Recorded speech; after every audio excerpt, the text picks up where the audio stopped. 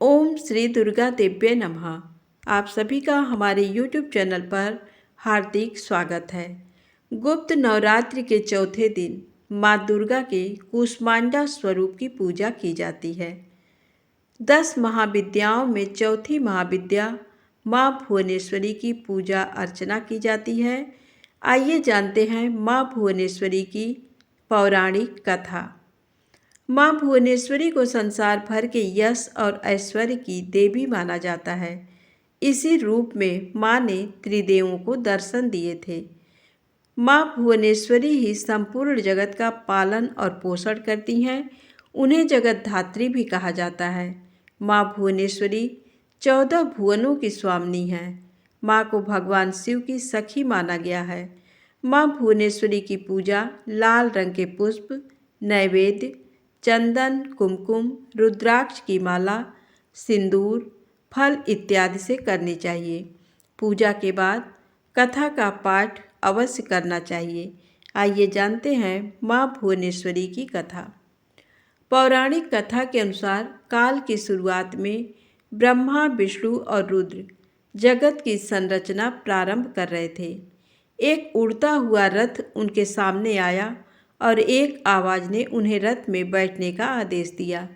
जैसे ही त्रिदेव रथ में बैठे, ये मन की गति से उड़ने लगा और उन्हें एक अजीब से स्थान पर लेकर गया। यह स्थान असल में रत्नों का द्वीप था, जिसके चारों तरफ अमृत का सागर और मनमोहक आकर्षक जंगल थे। जैसे ही त्रिदेव रथ के बाहर उतरे, वह स्त्री स्वरूप में बदल गए। उन्होंने उस द्वीप का अच्छी तरह मुआयना किया। वहाँ उन्हें एक शहर मिला। उस शहर के चारों तरफ सुरक्षा की 9 परतें थीं और इस शहर की सुरक्षा उग्र स्वभाव के भैरव, क्षेत्रपाल, मातृका और दिक्पाल कर रहे थे। जैसे ही वह शहर के अंदर गए, शहर का सौंदर्य और विकास देखकर मंत्रमुग्ध हो गए। आखिरकार वे शहर के अंदर स्थित मुख्य राजमहल में पहुँचे, जिसका नाम चिंतामणि गृह था और जिसकी सुरक्षा योगिनियाँ कर रही थी। ये शहर श्रीपुर था, देवी भुवनेश्वरी की राजधानी, जो मणिद्वीप की रानी थी।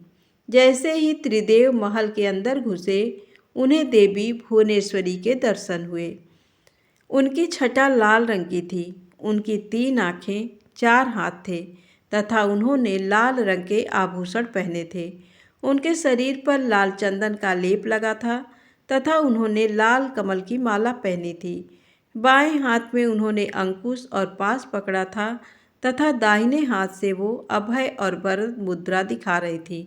उनका मुकुट अर्धचंद्र रूपी मणि द्वारा सुसज्जित था।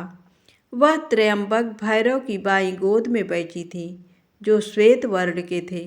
उन्होंने श्वेत वस्त्र पहने थे। उनके बाल उलझे हुए थे तथा उनके सर के ऊपर भी अर्धचंद्र एवं गंगा नदी थी।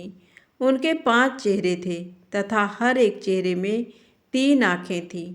उनके 4 हाथ थे तथा उन्होंने त्रिशूल, फरसे लेने के साथ वरद और अभय मुद्रा भी प्रदर्शित की हुई थी।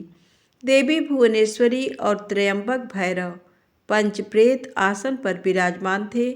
पंचप्रेतासन वह सिंहासन है जिसमें परम शिवा गद्दी के रूप में तथा 5 पैरों के स्थान पर सदाशिव, ईश्वर, रुद्र, विष्णु और ब्रह्मा स्थापित हैं। इन सबकी सेवा में अनेक योगिनियाँ थीं।